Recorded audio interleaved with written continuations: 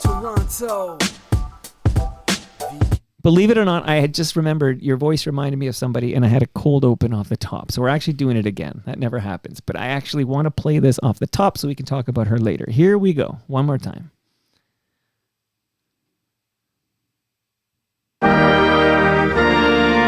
I'm standing Nova Scotia proud for Canada. This is Anne Murray. Early in my career, I received a lot of pressure to move to the U.S., but I just couldn't do it. Canada was my safe haven, my light at the end of the tunnel, and it still is. Buy Canadian. Shop as if your country depends upon it. Keep your money in Canada for Canada. What up, Mike? Toronto. VK on the beat. Check.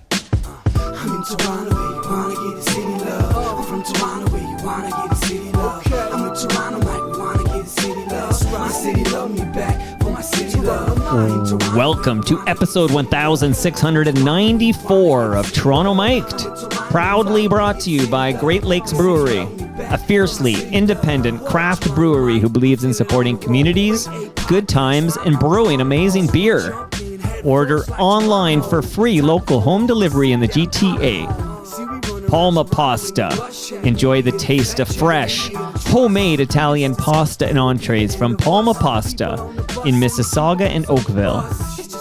Yes, we are open. An award-winning podcast from Monaris, hosted by FOTM Al Grego. Toronto Maple Leafs baseball.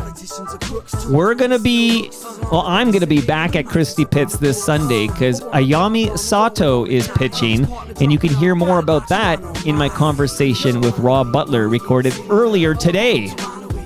RecycleMyElectronics.ca. Committing to our planet's future means properly recycling our electronics of the past. Building Toronto Skyline, a podcast and book from Nick Iones, sponsored by Fusion Corp Construction Management Inc. and Ridley Funeral Home, pillars of the community since 1921. Joining me today is Clela Errington. Welcome, Clela. Thanks, Mike. It's pretty nice to be here in your studio. Well, thank you very much. I love that intro hip-hoppity T.O. song. That was really sweet. That's a custom-made, custom-brewed for me by rapper-producer Ill Vibe. Have you ever crossed paths with Ill Vibe? No, but I love the vibe and I love the groove, and I couldn't help kind of moving around there. I can see a collaboration with Clela Errington and Illy. I can make that happen. You're the first Clela I've ever met. Well, it's a family name. So my grandmother was a Clela, and I have cousins with the same name. So when I tried to get the email address, ClelaErrington@gmail.com, I couldn't get it. Oh, that's which funny. Seems ridiculous, but it's such a family name. So there are other Clelas out there. Do you know which Clela snatched that Gmail account? Yes, it's my first cousin's daughter. Did you ever think, like, listen, I am a famous musician. I need that email address. No, I didn't think that at all. But I was lucky to get and grateful to get ClelaErrington.com. That was I was able to get. All right. Now, I have more questions for you, Clela, and I have music loaded up, and we're going to get to know each other better. And I even have a fun story about how you ended up on Toronto Mic'd here. But I need to crack open my Great Lakes beer. Me too. I'm getting a little thirsty. Okay, good. So you're cracking open what I'm cracking open, which is a Sunnyside Session IPA, my beer of summer. And it's the perfect day for it. And I want to share with the listenership that you're the second guest in under 2 weeks who has, of course, accepted the delicious fresh craft beer from Great Lakes, but you requested a glass that you could drink it from a glass. Brendan Canning from Broken Social Scene, he also asked me if he could drink it from a glass. So tell me the difference to you, drinking it from a glass and drinking it from the can. Oh, it's just class. The glass is class. Do you know where you are, Clela? And I know who I am. I think it's just easier to drink, to tell you the truth. You can get more out of each sip with a glass than you can out of a tiny little hole in the top of a can. You know what? I'm doing it wrong. So what you're telling me is, because I do crack open it depends what time we're recording, but I typically do crack open a Sunnyside Session IPA while I record, and I should be drinking it from a glass. It's delicious, by the way. It's got a kind of citrus thing going on. And it's not, you're not going to be slurring your speech by the end of this chat. So it's got that, it's a lower alcohol, it's lighter, but it's delicious. And yeah, there is some citrusy thing going on in that IPA. And that's why I drink it all summer long. So I'm sending you home with some fresh craft beer from Great Lakes Brewery. Thank you. That's very, very nice to have some swag. Well, there's more. I'll do it quickly here off the top, which is tell you, I actually have a lasagna in my freezer upstairs, courtesy of Palma Pasta. Yeah, I kind of heard about that. Who told you about that? Blair Packham. Glad you mentioned Blair. Okay. So Blair is a regular guest. I saw him last Sunday at Toronto Maple Leafs baseball at Christie Pitts. It was good to see him and his son Owen. By the way, the history of Toronto Maple Leafs baseball is in this book. I'm sending you home with this as well, Clela. Yay. And I said this in the intro, but I just before you arrived, I finished a chat with Rob Butler, who's a manager of the Toronto Maple Leafs baseball team, and he was on the 1993 World Series champion Blue Jays. And it was an amazing chat, and we talked about Cito Gaston, we talked about Ayami Sato, who is the first woman to play professional men's baseball in Canada, and she's pitching on Sunday, and we talked about Snow, who is going to throw out the first pitch on Sunday. So I do urge everyone to join me at Christie Pitts on Sunday for the 2:00 start to see how many shutout innings Ayami Sato can pitch. It's kind of an exciting happening, and it's happening at Christie Pitts. But Blair was over fairly recently, and he actually periodically recommends guests, like names I don't know, because he's in the know. And he dropped your name and said, I would love to talk to you. So I told Blair, I would love to talk to Clela Errington because I trust Blair's judgment on these things. But tell me, I need to know straight from you. Blair said you might be too busy to come by. Do you have any memory of Blair inviting you over and then you saying maybe you were too busy, or am I misremembering? I think what because you're really on the spot here. Because I have to. I'm blushing. I think what I said to Blair was, does it make any difference? Is there a time pressure on this? Because I had a very busy 2-week period where I hadn't performed live for almost 6 months. And then in a 2-week period, I had a gig at Hughes Room, a funeral, and my buddy Barbara Lynch's album debut at the Transact. So it just happened that I had these 3 kind of hefty gigs in a 2-week period. So I'd said to Blair, I said, I'll get back to you after that 2 weeks. So Clela, we're going to have a great chat. I'm so excited you're here. But the way it transpires is Blair sells me on you. Like he pitches you and I'm like, okay, let's do it. And then he gets back and tells me basically you're too busy. But then literally, I want to say like the next day, I got the text from Blair saying, Clela Errington, too busy for Toronto Mike, okay?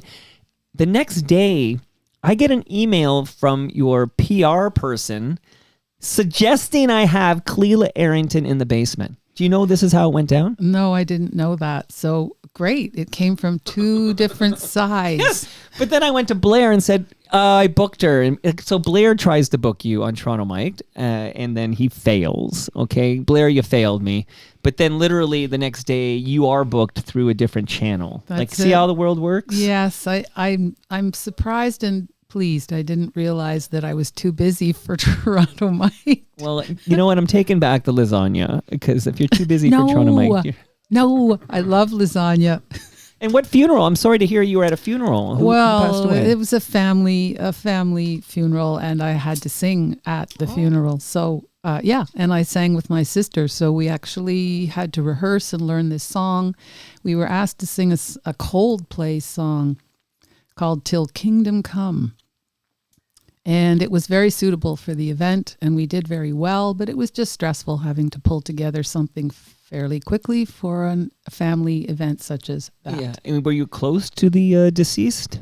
Well, Well, I'm close to his widow, Cheryl. She's my first cousin. In fact, she is taking me to hear Rihanna Giddens tonight, as there is an extra ticket. Where is that event happening? That's at Kerner Hall. Oh, great. Okay, Yeah. by yesterday. I'm sorry for your loss, and I'm sure your performance was beautiful.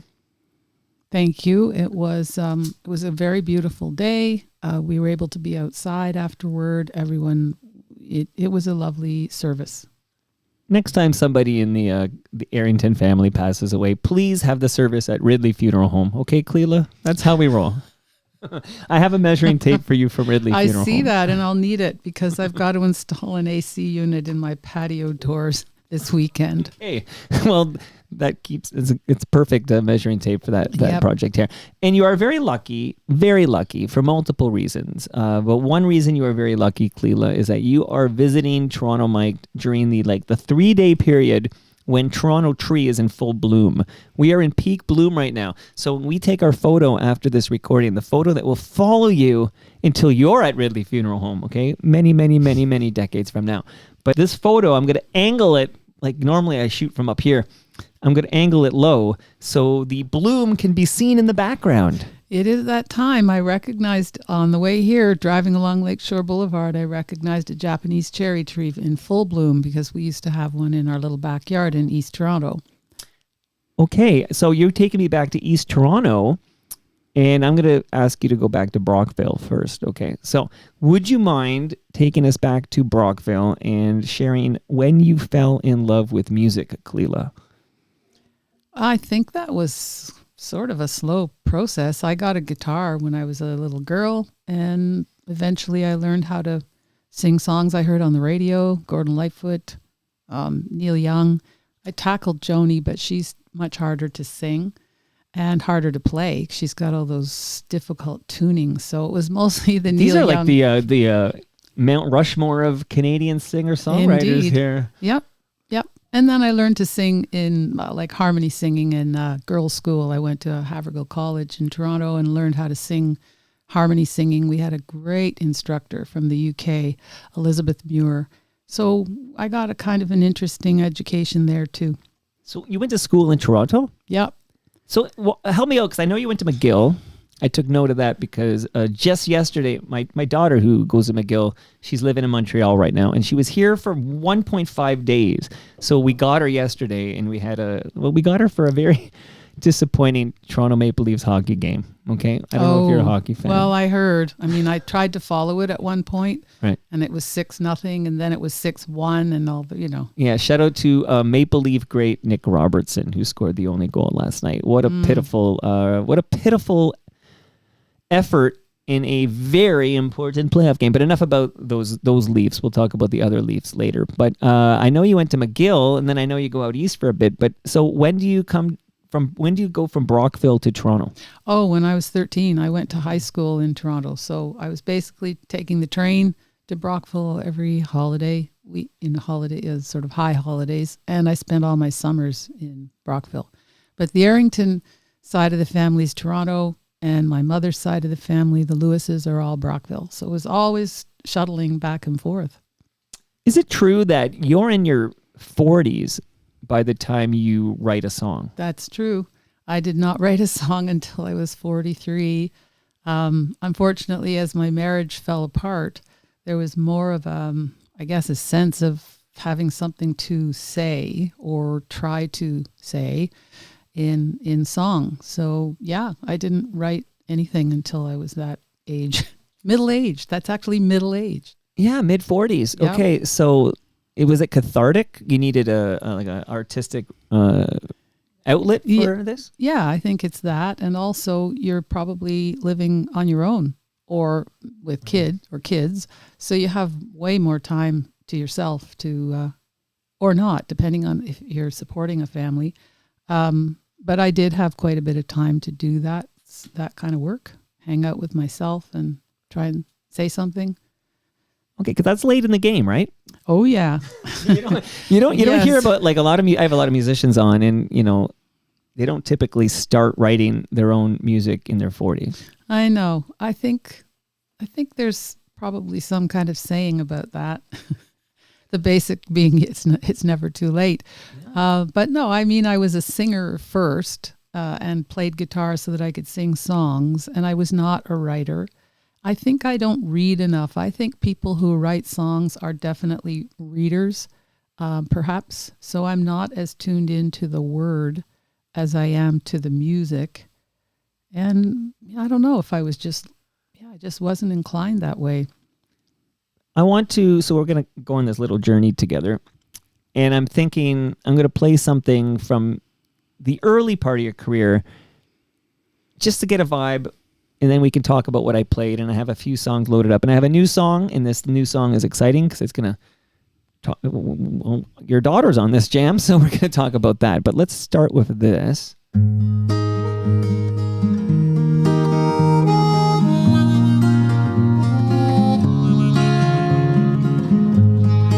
As you walk along the sidewalks of the city,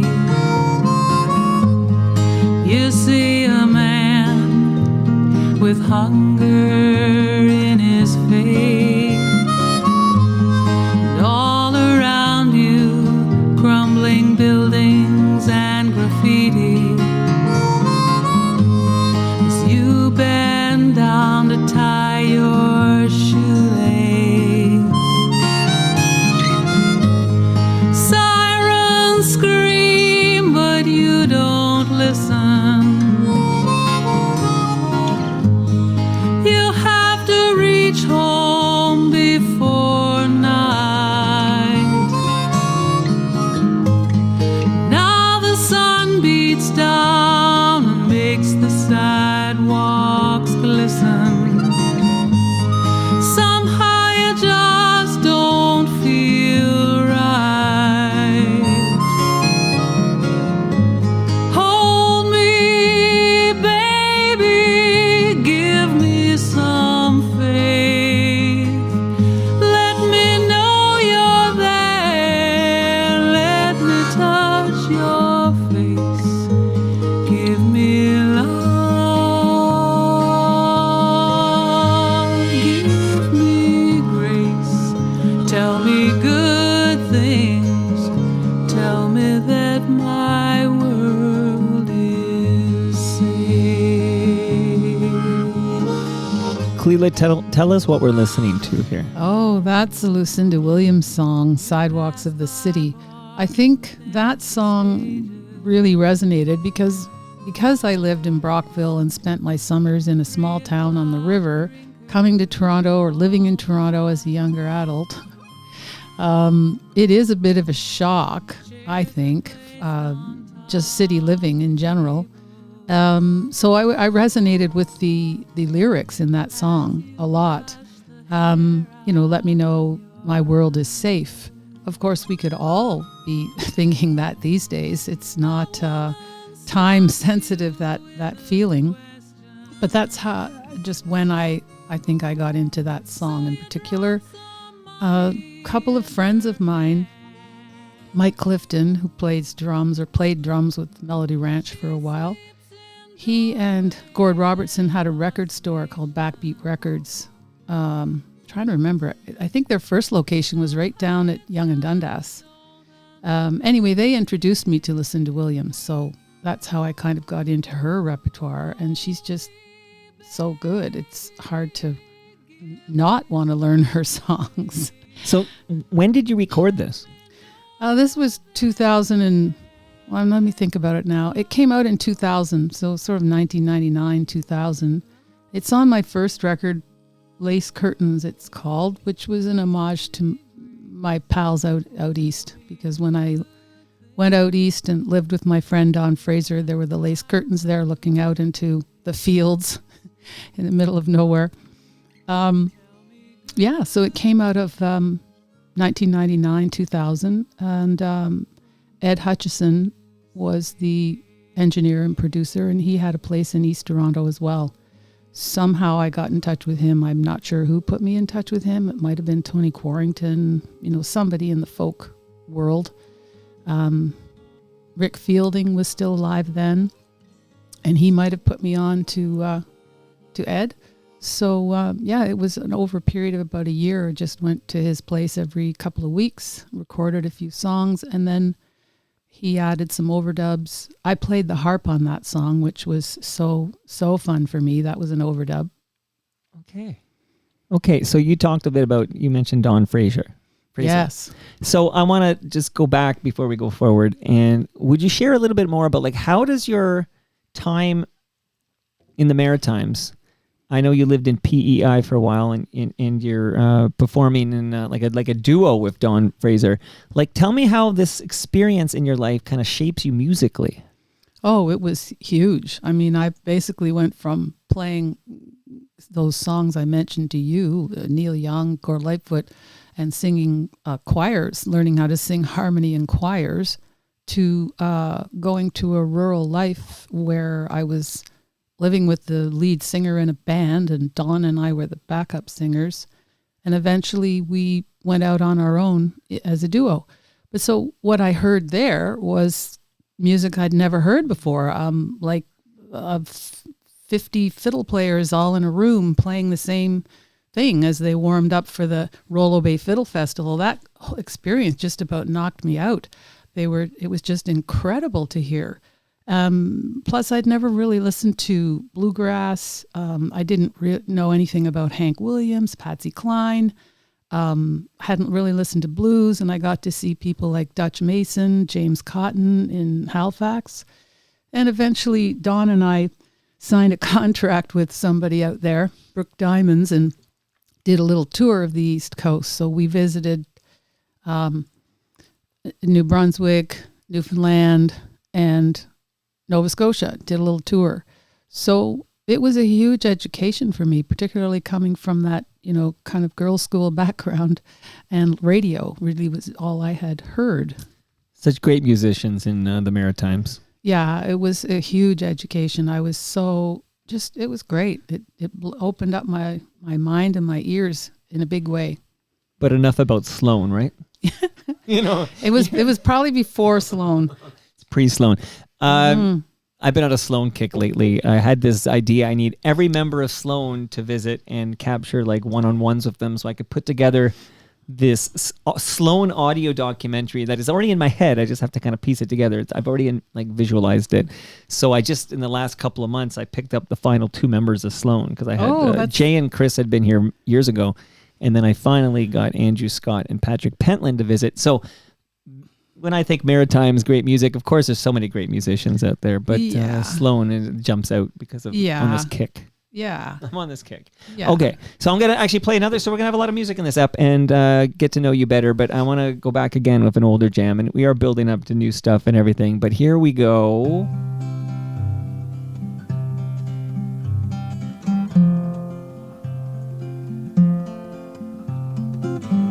Sitting on the back porch in the evening glow. Through the screen door I can hear angels on the radio. Dolly, Towns, and Emmylou. Songs that get you deep inside before they float up to the sky.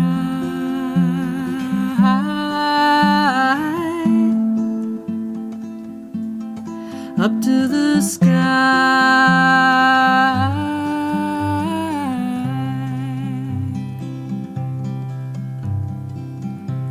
The sun is sinking down. Clela, what are we listening to here? Oh, Angels on the Radio. This is actually how I met Blair Packham. I went to a song studio, one of the annual songwriting weeks that he puts together each summer. And we had to write a song based on a word that was given to us. In this case, it was 2 words, screen door. So myself and Bruce Williams, who we were paired up with, I was paired up with Bruce, we just sat around and tried to come up with a song. And that's where Angels on the Radio came from, was the idea of hearing something coming through the screen door, in the summer. when you're sitting outside or whatever. And then my mind just tried to travel in time, like because the sun's going down and then the moon comes up. It's all kind of literal in a way. No, you mentioned moon again, and moon comes up again. Full moon, dark time. Yeah. And Lucinda Williams name checked in this song, right? In this one? Yeah. Or didn't you name check some artists off the top in this song?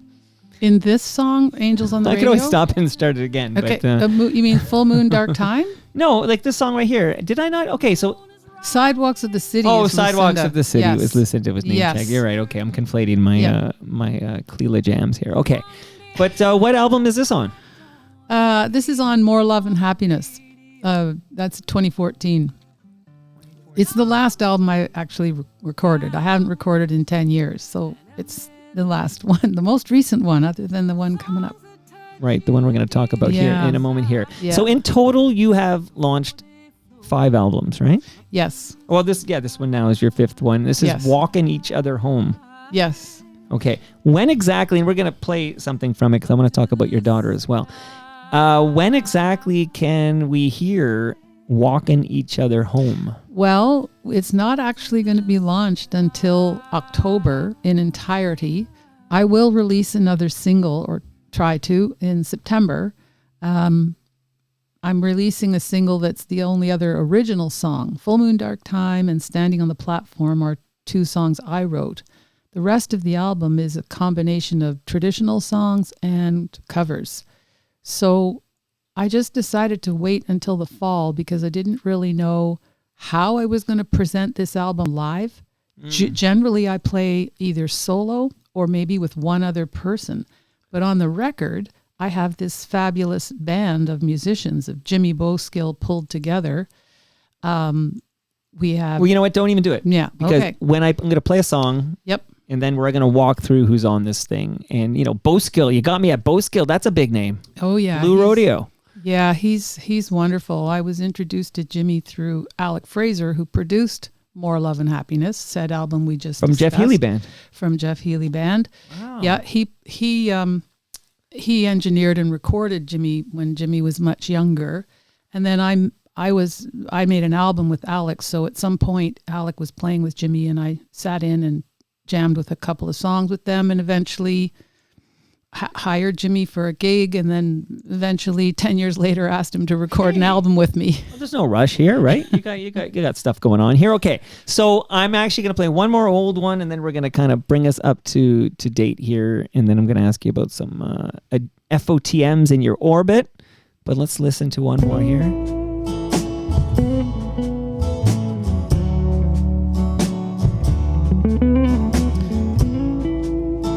You can talk over your song if you want. Yeah, okay. Yeah, this is from Full Moon, Dark Time as well. But it was recorded with different people in a different studio. Not Alec's studio, but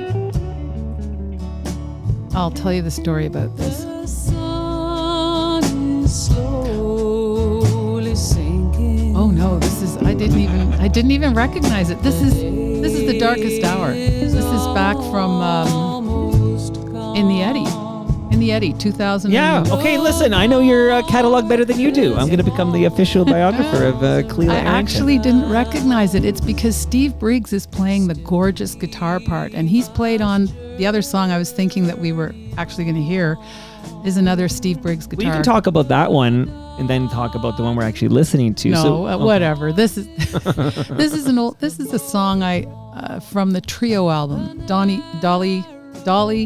Emmylou, and Linda Ronstadt. This is a standard Ralph Stanley song. The Darkest Hour is just before the dawn. I think it's a Ralph Stanley song.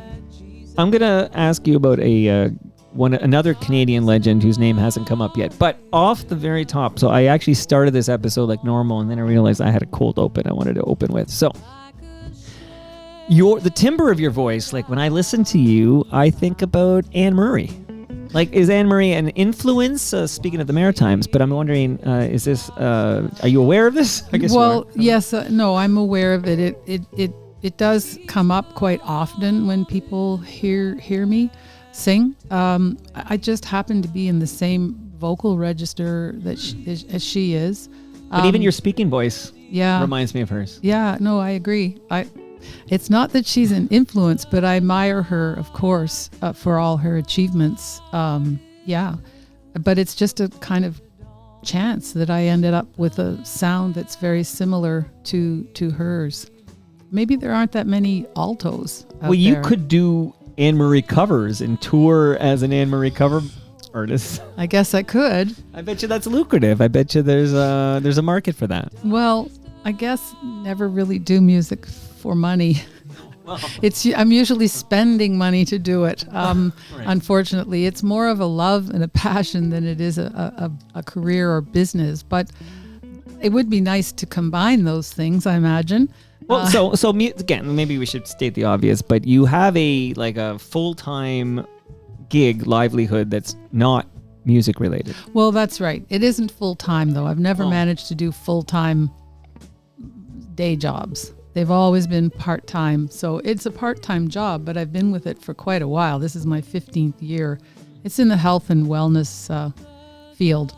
So, yeah, I've never pursued music fully as a career, but I just can't stop singing and I can't stop making records because this is your art. I grew up listening to records. So I can't help it. I love the studio. I love being able to make that sound that's so beautiful in a studio setting. And if you make enough beautiful sounds, you might end up in Toronto Mike's basement, right? Mm-hmm. Where you're scoring beer and lasagna. Yep. And the flowers are blooming. Though you're going to be in a photo. You're so lucky. I'm telling you. It's 1 week a year where Toronto Tree is in full bloom. Mm-hmm. By the way, for the listenership, the FOTMs listening, there is an arborist who's going to do a wellness check on Toronto Tree and come over and talk about the benefits of urban trees and specifically what's happening with Toronto Tree. So for you real heads out there who need a deep dive into Toronto Tree, that is happening. That's in the calendar. That sounds really cool. Yeah, yeah. So everything you ever wanted to know about Toronto Tree, but were afraid to ask. And I am actually afraid to ask because I believe Toronto Tree is sick. Like, even though it's in full bloom right now and looks beautiful, it's got strange behaviors. And we're going to find out whether we should be worried we're near end of life for this tree because it's doing some strange stuff. You're talking about a particular tree? Yeah. In your front yard? Yes. So on the boulevard in front of this home, there's a specific tree known as Toronto. It was named by Dave Thomas. I did not name it Toronto Tree. So Dave Thomas named it Toronto Tree, and that's what we now refer to it as. And every guest who visits gets a photo in front of Toronto Tree, which we're going to do with the angled up so we can see the in bloom. 'Cause it's only in bloom. Shout out to Nirvana. But we're going to find out, is Toronto Tree sick? Is Toronto Tree dying? Just so many questions, right? Well, trees are important. They're our lungs, the lungs of the earth. We need them. We need them. Absolutely. Okay. And you need this wireless speaker. I'm giving this to you, Clela, courtesy of Moneris. Moneris has a great podcast called Yes, We Are Open. And another musician, also doing it for love of the game, as a side hustle, if you will. Al Grego's got a band, and Al Grego hosts Yes, We Are Open. And he went to Regina. Have you ever been to Regina? No. I know you went out to the East Coast, PEI. You've done a lot of stuff on the East Coast. You live in Ontario. Have you been out west? Well, I would say only once to sing at my great aunt's birthday party in Victoria. I didn't get a chance to hang out much. I was there for, I think, less than a week, maybe 5 days. So I haven't done enough touring at all. And I just mean as a tourist, not as a musician, just being out and hanging about. I would love to do that, but I'd need to retire. Like, I'd have to stop working at that job. And right now, I'm very happy to get that little paycheck every week. No, I hear you. Those paychecks get addictive. You know? They do. You're afraid to lose them. And you probably could survive, but you wouldn't be able to buy, the pair of shoes that you want or whatever. Right. And well, now that you have that wireless speaker and you're going to subscribe and listen to season 8 of Yes, We Are Open, you're going to hear about a place called Bushwhacker Brew Pub which is in Regina, because Al Grego sat down with Grant Frew. He manages Bushwhacker Brew Pub in Regina, Saskatchewan, and Grant recounts Bushwhacker's unique German beer-inspired roots, how it evolved to become a staple in Regina's brewing culture. It's going to be all there for you when you get home and listen to Season 8 of Yes, We Are Open. Okay. I got it. You got your marching orders. And 2 episodes, I'm going to do the math. Okay, yeah, 2 episodes ago is a coaching session I had with Nick Iones. He hosts Building Toronto Skyline, and he hosts Building Success, a brand new podcast. And it's really interesting as he coaches me on how to generate more revenue from TMDS, and I highly recommend it. So that's 2 episodes ago, Clela. I heard it. I listened. Oh, you listened to it? I listened to it yesterday. So that's actually, I took it from his podcast, and I know. I just dropped it in I was about there. to say, this is something you learned from. Yes, I heard that episode. Okay, that's That's fascinating. that's how I found out a little bit more about you. But did you listen to a Blair Pack? Like, I'm wondering, did you cherry pick an episode with somebody you know? No, I just went to your site and scrolled around and picked something. Oh, fascinating. Yeah, but I was so glad to hear the episode. Is it Nick? Nick Iones. Yeah, Nick Iones. I was glad to hear that because you shared a lot about your own story. So that's like, okay. It is interesting because I normally ask the questions around here, and I had it flipped on me. Yeah, there. so I found out that, your business here is about 7 years old, and, you've got 4 kids, and you learned how to do all of this on your own, which I was very impressed with. I thought it was a great little episode. Yeah, it was fun to do, and I liked it so much I dropped it That in my own you did what feed. he suggested. Well, exactly. I'm doing what I'm going to do some things suggested by the great Nick Iones.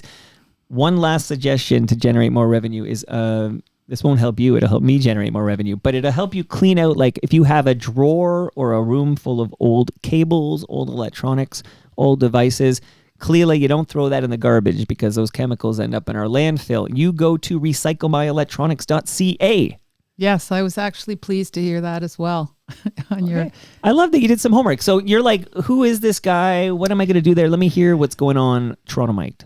Yeah, well, I thought it made sense to find out what you're all about, or at least as much as I can, what you've done before. And you've done a lot. You've done music people, sports people, business people. I also like the way you were all into the community here. I mean, I gather it's your area where you've collected the pasta and the beer and the funeral home. The funeral home is literally this neighborhood, New Toronto, and the brewery is very close to here. It's on Queen Elizabeth Boulevard. The pasta people are actually in Mississauga and Oakville. Right. But we do have an event there once a year.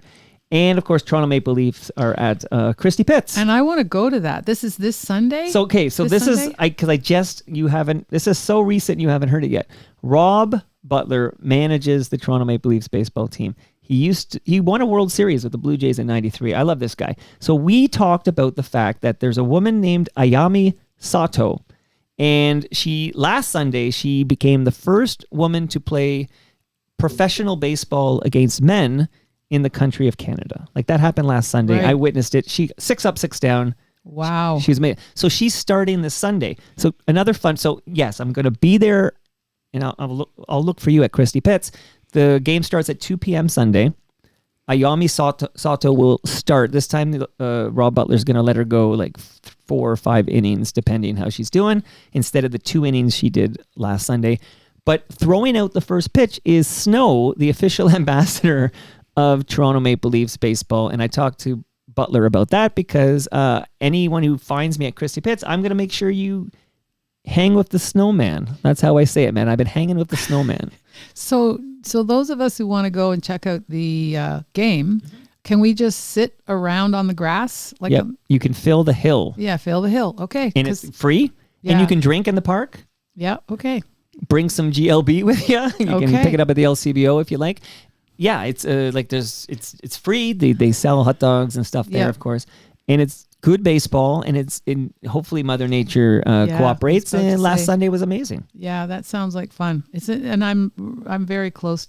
I'm at Christie in St. Clair. Oh, you have no excuse. I'm going to see you at Christie Pitts on Sunday for some Toronto 3 Maple Leafs p.m. baseball. 2 p.m. 2 p.m. And you got to get there for 2 because you got to watch this phenom, this woman from Japan. She's amazing. Yeah.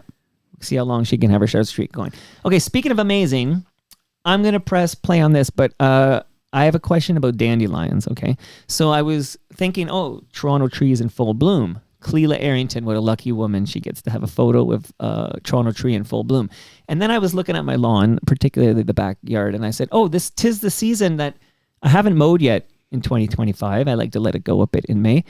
And I was looking around and my opinion now, beautiful patches of yellow popping up on that green lawn. The lawn never looks as good as it does in May and June. That's the way it works in this city. But little dandelions are popping up, and I see like a little yellow popping out of the green. And I'm thinking to myself, Clela, isn't that pretty? I like how the yellow pops up. And then I remember my grandfather, Louis Joseph James Gibbons. And I remember if he saw a dandelion pop up in his Guildford estate, it drove him bonkers. He had to go out and get it, from the roots. And then I was thinking, some people hate dandelions. Mm-hmm. I like seeing the dandelions because they're pretty to me. What are your thoughts on dandelions, and why do they have such a bad reputation? Well, they take over, I guess, but yeah, I like them too. Pretty, right? Oh yeah, I like them. So some people are like, my lawn is great. I don't have any dandelions. Right. And I'm thinking, my lawn is great because I have dandelions. Yep. Well, some of us are a little wilder than others. Okay, I like how you think. Okay, so just before we get to the new song, I have, there's an FOTM, that means Friend of Toronto Mike. You're now an FOTM. The FOTM I'm referring to right now is a musicologist by the name Mike Daly. Oh, yes, I know Mike. Well, let me play a song, and then we'll get to the new stuff. So This is the penultimate jam here.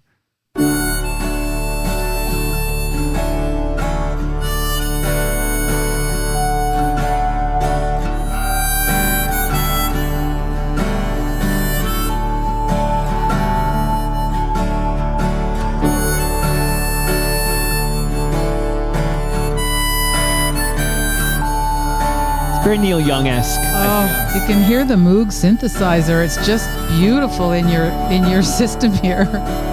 Can you hear it? It's kind of rumbling on the bottom. It's beautiful. Why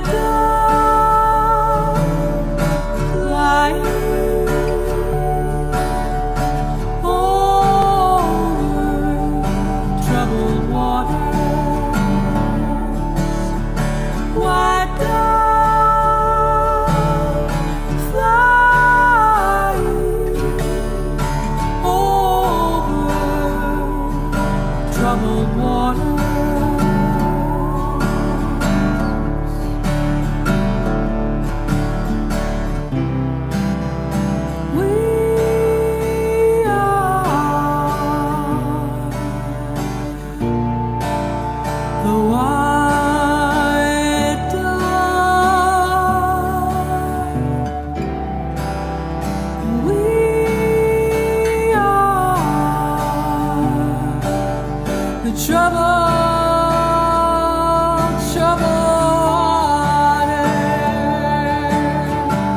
Clela, this is beautiful. Never more true than it is today.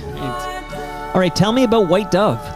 Well, I went to see Joe Peidelstein, who does tarot readings, astrology, I Ching, all of those things. And one of the cards, or one of the readings he said was White Dove Flies Over Troubled Water. And I thought, that's a song. So I was messing around in an open D tuning with the harmonica. So that's often the first song I ever wrote was harmonica and guitar instrumental. I wasn't. Is that because of Neil Young? No, it's just because it's easier than having words. The words are hard. I think they are for most songwriters. The words are. Well, Elton John agrees with you. Yeah, that's it. So it was a harmonica and guitar instrumental until one of my friends heard it and said, "Don't you have any words for that?" So I came up with those simple, once again, very simple words. Not a lot to it. Who arranged this song for choir? Mike Daly, our buddy musicologist, PhD in music, double major voice and guitar, Mike Daly. Yeah, he's a resident musician at the Church of the Redeemer, Toronto, Bloor and Avenue Road. He and his wife, Jill Daly. So Mike, I played with Mike when I launched More Love and Happiness. He was in the band because he plays with Alec Fraser and has for years. So he knew White Dove, and he recorded a version of it himself and eventually decided to get the choir at the church to sing it. So they did, and it was very nice. And did you perform this song at University of Toronto Hart House? Well, they did. The University of Hart House Choir performed White Dove. Gotcha. Yes, in I think it was March. In March 2025. Yeah. So that was very nice, and Mike was there. He accompanied the choir on guitar, and they sang it. It was very, very sweet that he covered it.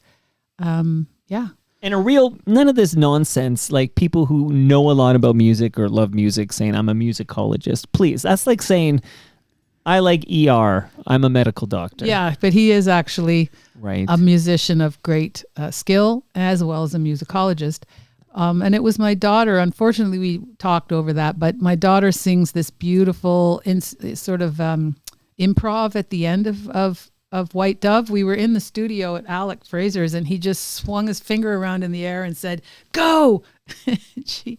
and she went into this beautiful improv. What is your daughter's name that we heard there? Jocelyn Barth. Okay, on that note, are you ready for some new stuff? Yep, I'm ready. Here we go.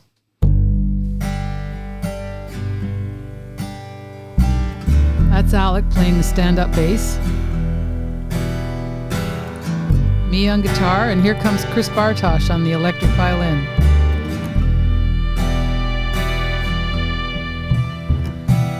Full moon, dark time.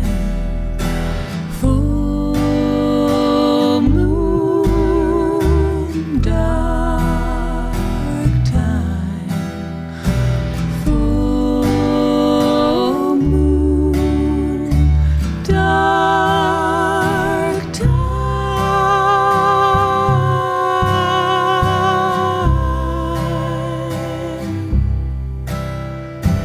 Full moon, dark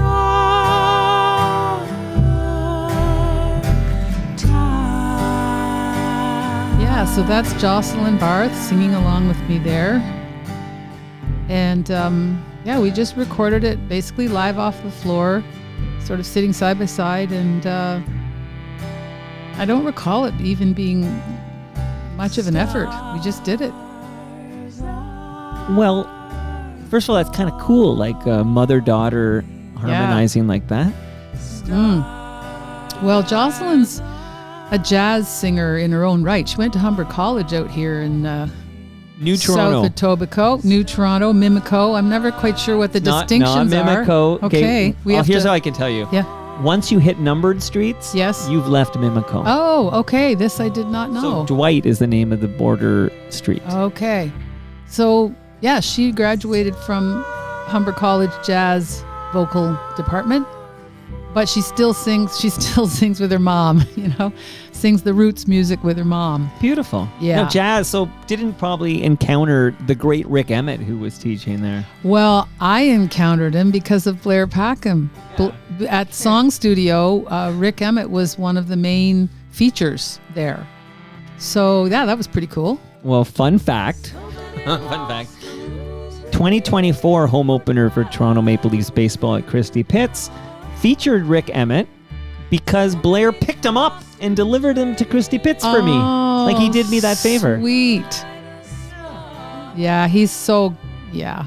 Yeah, I got to perform with Rick Emmett at Song Studio when they do their sort of gala at the end of the week performance. He's the part of the, you get to play with the band. Not everybody does, I guess, but I did, which was super cool. I've been watching a lot of playoff hockey, and they're leaning on that Triumph song.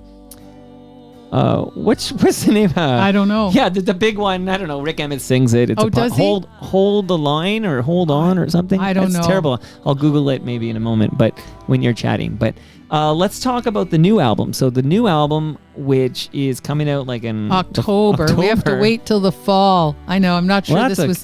But what does it mean anymore? Like, what does it really mean, right? Like, back in the old days, I just don't know anymore whether that matters. Like, you have a new song, you can tell us, A, you exist, this is the kind of music. If you like this, you should dig into more Clela Errington. And if you wait till October, you can get your hands on Walking Each Other Home. Yeah, and I'm going to release another single, though, in September. Hopefully that will also tempt people to listen, because the songs are all quite different. This song is a roots waltz that we're listening to, Full Moon Dark Time. Standing on the Platform has a totally different feel. I got to do 2 blues songs, full-on blues songs with Jimmy Boskill and band. So we have a blues shuffle by Memphis Minnie. We have a blues gospel tune. So they're all different. It's a little bit trying to think. Okay, do you know Eva Cassidy? Do you know that name? No. Eva Cassidy was a singer who could not be classified because she did everything. She was a cover artist. She died at the age of 33 in the late 90s, and she became posthumously famous because BBC Radio played her version of Somewhere Over the Rainbow, and she blew up all over the world. Anyway, Eva Cassidy, somebody compared me to her, meaning you have a voice and you can sing anything, really.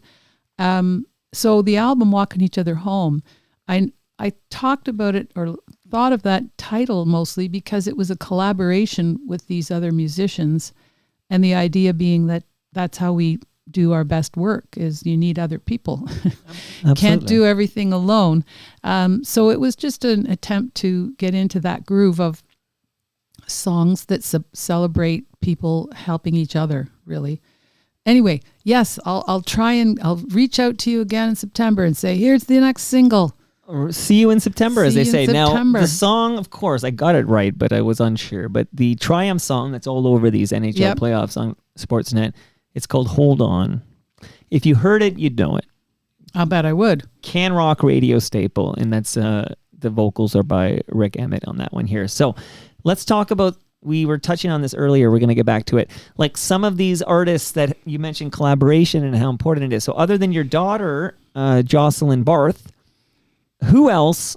You mentioned Jimmy Boskill. So maybe walk through again, like what musicians helped you record live on the floor these beautiful songs on Walking Each Other Home. Well, Alec Fraser introduced me to Jimmy Boskill 10 years ago. So Jimmy is also, as well as being in Blue Rodeo, he has his own show with his wife, Brittany Brooks. Yeah, and they're Brooks called and Brooks and Boskill. Okay. Not to be confused with Brooks and Dunn. That's it. So they released their first album that came out a year and a half ago in February. They launched it at the Cameron House in the back room, and I hadn't seen Jimmy for 10 years. So I thought, well, hopefully he remembers who I am.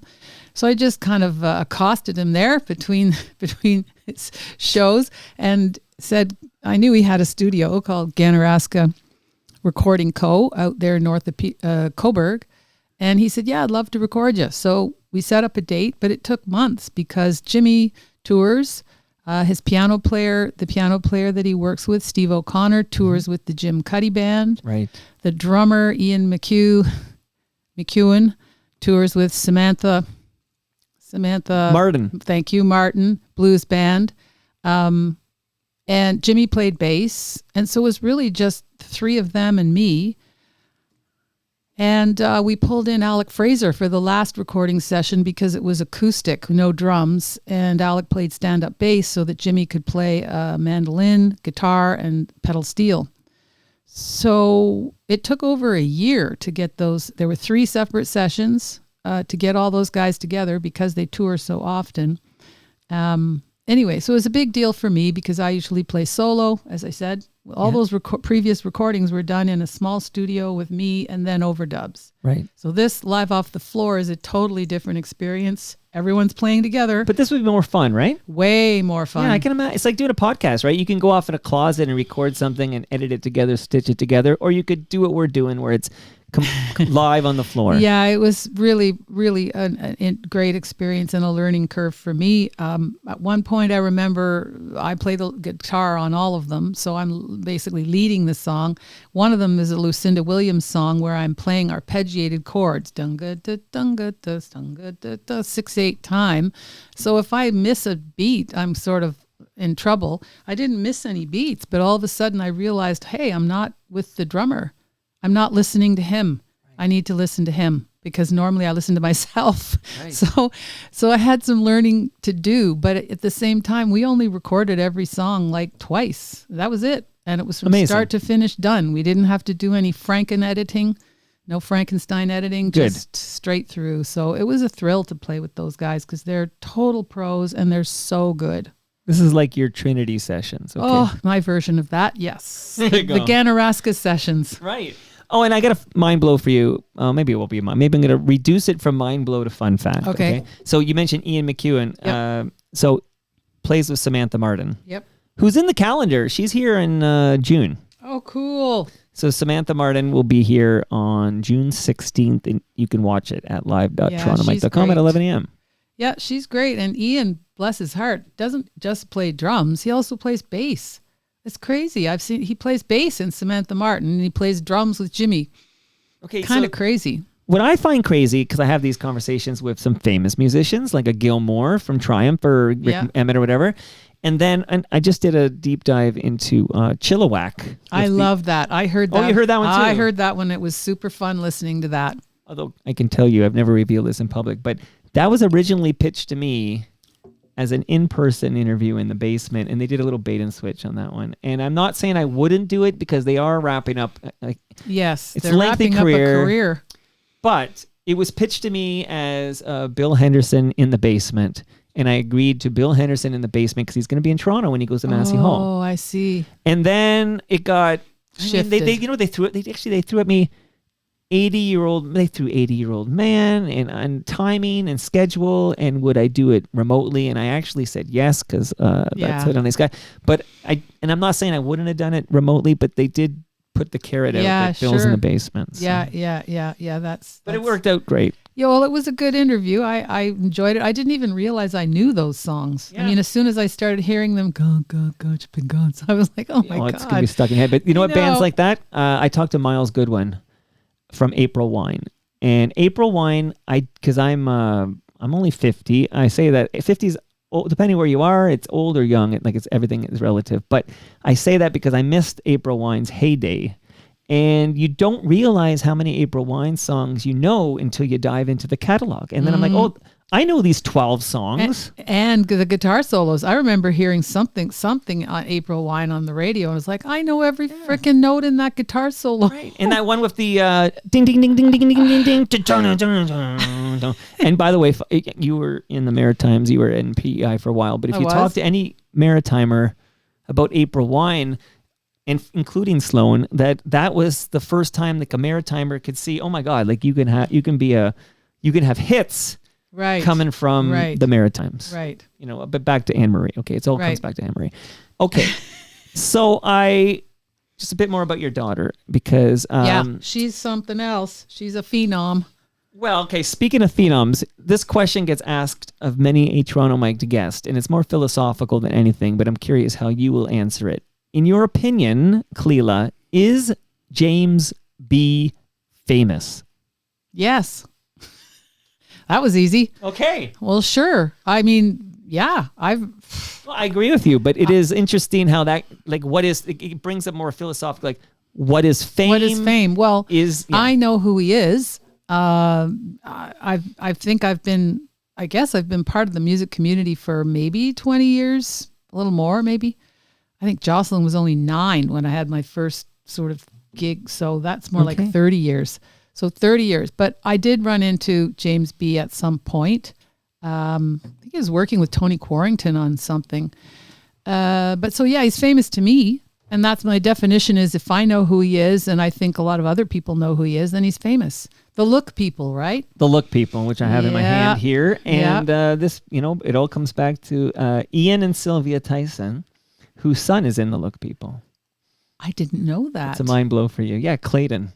Right. right. So this, yeah, and the other fun fact, especially for these, it's funny. Earlier we talked about Brooks and Dunn, which made me think about a guy who comes to Toronto Mic'd events. I like seeing him at these TMLX events. His name is Brian Dunn, and Brian Dunn is famous in the TMU, the Toronto Mic'd universe. They're naming a subway station after us. The Dundas station will be called TMU after Toronto Mic'd universe. Anyway, Brian Dunn is the world's biggest Bare Naked Ladies fan, and then I always think, oh, Bare Naked Ladies have Kevin Hearn, and Kevin Hearn was in the Look People. Was he? Yeah. Oh my gosh. Well, I didn't know him at that point. Right. I didn't come across him till much later. You don't remember the Lowrider cover that was on Much Music all this time? Nope, I don't. Okay. Well, I brought up James B, not just because it was fun to talk about James B, but your daughter does a lot of work with James B. She does. Yes. She's on his record label, Vesuvius Records. So she has a beautiful record out called Tell Him I Said Hello. And she's a spectacular vocalist in her own right. And kind of, kids are supposed to supersede us, get better than we are. And she certainly did that. She managed to get through music school, which I did not. You asked about McGill earlier. I was there for 2 years, 76, 77. I was there the year René Lévesque was elected, Parti Québécois for the first time. So I had some interesting classes about Quebec studies, and I had one really good class with Louis Dudek, who was famous around the Leonard Cohen and Irving Layton, that crew. But I didn't last in university. I only lasted 2 years, and then I left for PEI, kind of guitar backpack, headed out, and continued my education in PEI, my musical education. And you're still carrying a guitar with you everywhere you go. Yeah, I brought it just in case. I don't know. You just never know if it's an important thing to do. Although the last time I played live on a radio show was many years ago, and it was Blair Packin's show. Was that on CFRB? I think it was. I'm not sure. With a guy named Bob Reed? Yes. Who I met at Blair's, one of his house parties. Bob, yeah. It was Bob. I don't know what Bob's last name is. But anyway, I did play live on that show, and I thought, you shouldn't play live on a radio show. That's tough. Because you don't know if you're going to even sing well or be in tune. I know, but Clela, I have to ask the obvious question is, why'd you bring a guitar if you're not going to play it? True. I'm not going to make you play it, but I mean, I could tell you Ron Hawkins from Lowest to the Low is here next week, and he's going to bring a guitar, and he's going to play it. Well, you don't have to play it. I could play it, but it's over there. Do you want me to get it out? So I can tell the listenership that you're at Hughes Room again on October 26th. Yes, that's the launch of this said album, Walking Each Other Home. And as we say, every time I say Hughes Room, I need to say, shout out to FOTM Jane Harbury. Yeah, Jane Harbury's, she's the jam. Who also loves her Toronto Maple Leafs baseball at Christie Pitts, actually. So get your butt there on Sunday to watch some more Ayami Soto. Okay, so because I feel good about everything, but if you wanted to just wrap up with something, but if you don't want to, you don't have to. Well, I can, but I have to leave the chair. That's fine. I can talk about stuff. Well, so, okay, I'm going to play-by-play of this. So Clela Errington is taking off her headphones, ladies and gentlemen. Don't hit your head, Clela. It's a very low ceiling here. Okay. Yep. And she's gone off to get her guitar. This is exciting. She's unzipping her guitar. Hello on the live stream, by the way, to Hey Ref and Andrew Ward and everybody else who's watching at live.torontomike.com. Dr. Cliff is returning tomorrow to kick out the jams. That'll be good. Okay, so I can also, do you want me to open up the other mic? Like with that? Okay, so I'm going to open up the other mic. Just swing it toward myself? You can totally, maybe, I don't know, one on you and then one on the guitar or whatever you want. Okay, let's see how this works. These are beautiful looking mics. Yeah. So like, if are you going to sing? Beautiful looking mics, Mike. Thanks. Yes, I am going to sing. I got asked twice yesterday whether Toronto Mike was M-I-C or M-I-K-E, and I realized maybe it is confusing. I don't even think it matters. Okay, right, but it does matter if you're searching for something. Toronto Mike, yeah, I don't know what to say about that. Did you want one mic closer to your mouth for the vocals? Or like, it's up to you. I don't want to, you can always... That's good. Oh, I didn't realize you just do that. They can do lots of things. These are special mics here. Wow, okay. And then maybe I be quiet and we listen to Clela Errington. This is a very silly song, but I think it's perfect for a summer day. It comes from Betty Boop. I've got those house cleaning blues. So much to do, I'll never get through. I've got those house cleaning blues. There's floors to rub and windows to scrub. I'm getting tired of cleaning things, but I'm tied to my apron strings. I'll never rest till I lose them. I got those house cleaning blues. I got them blues. I got those house cleaning blues. So much to do, I'll never get through. I got those house cleaning blues. There's floors to rub and windows to scrub. I'm getting tired of cleaning things, but I'm tied to my apron strings. I'll never rest till I lose them. I got the house cleaning blues. Blues.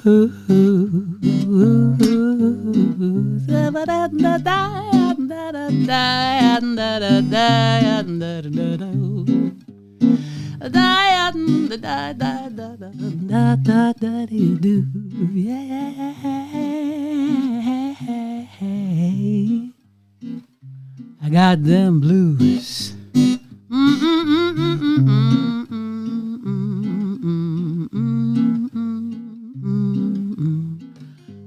I got them blues.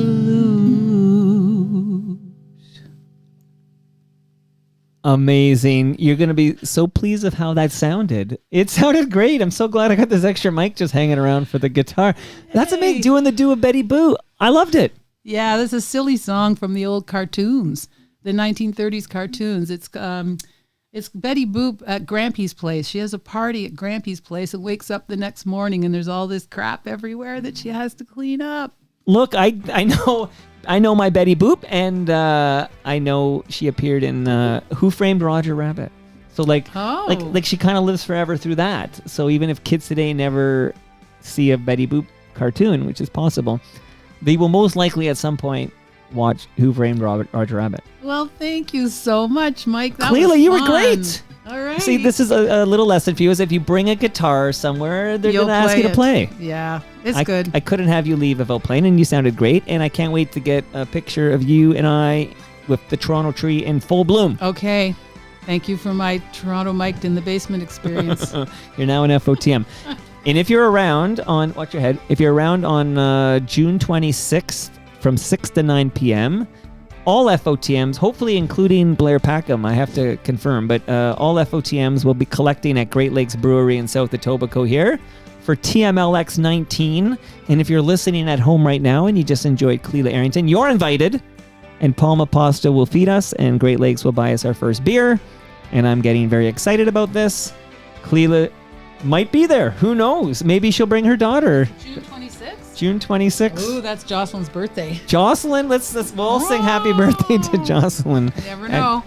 All right, but that was great. Thanks for doing this.